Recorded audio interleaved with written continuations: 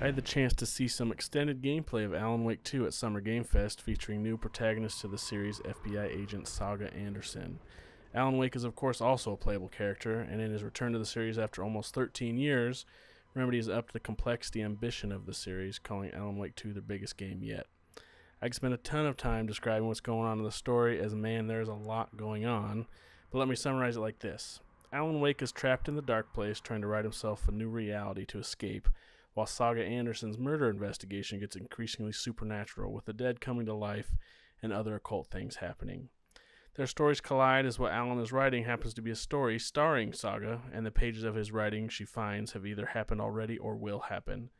You will also be able to swap between the two, between missions, completing as many as you want before swapping back to the other at will.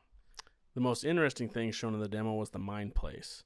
It is the idea of a mind palace manifested, which can be visited at any moment in the game, allowing you to deduce what you may need to do next with the clues you found.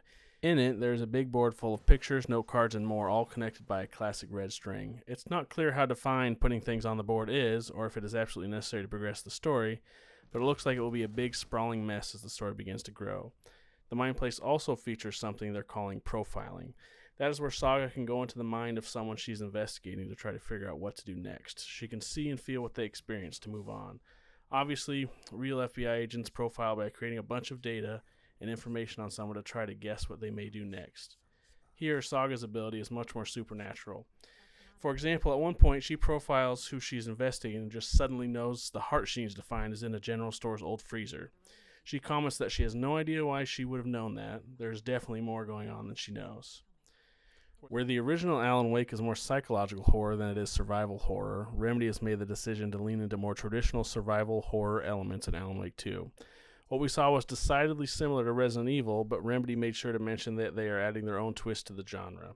Remedy games are well known for their atmosphere and for twisting the minds of players, and that mind-bending element will definitely weasel its way into Alan Wake 2 gameplay.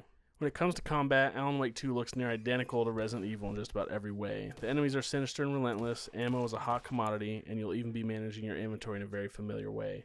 The quick slots for weapons and other items is the exact same as well. Alan Wake 2 does have a spin on combat, however. Just like in the first game, light and your flashlight play a big role. Places that give off a lot of light, like a street lamp, will be havens to let you heal up as enemies will avoid it.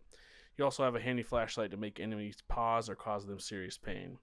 And remember, all of this is just Saga's side of the story as well. Who knows what sort of things Alan Wake will be dealing with in the Dark Place and what kind of different gameplay elements will be shown off there. It all feels a bit reductive to say Alan Wake 2 has the gameplay of Resident Evil, with some extra flair in the investigations, the supernatural elements of something like Twin Peaks, and the grimly occult tone of the first season of True Detective.